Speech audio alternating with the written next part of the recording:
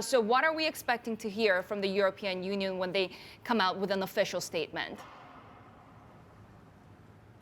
That's right. Look, we still have European leaders here meeting in Brussels. They are, of course, keeping an eye on those results coming out of the UK. But if you look at the exit poll and you believe that is essentially the final result, well, they would say, in a way, it's good news for Europe. If you listen to what officials have said repeatedly, is that they wanted to hear the UK speak with one voice. And that was, of course, always a reference to the UK government and the UK Parliament. And they now operate on the basis that with a majority, Boris Johnson will put back the deal to the UK Parliament. It will get approved and the United Kingdom will leave the European Union in January 2020 with a deal. And this is, of course, good news, as I mentioned, for the EU, because they accepted, in fact, that Brexit was going to happen. They gave up on the idea of a second referendum, and they were hoping that they could get this thing done with a deal. Now, again, if that exit poll and thus the results do materialize, and you would see the UK leave with a deal. But of course, the crucial thing now is that future relationship is a trade relationship, and the EU, of course, is concerned about this, and they've always said,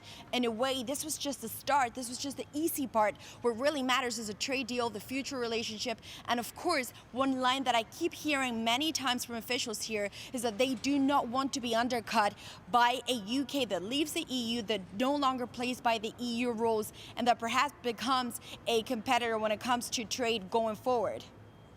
Yeah, Maria, just to make the point that it was actually Charles Michel, the president of the European Council, who has just said, flashing across the Bloomberg, that the Bloc will send a strong Brexit message on Friday. What do we think a strong Brexit message looks like, Maria? Does it look like what you just outlined, something about not diverging, not undercutting, not becoming Singapore on Thames?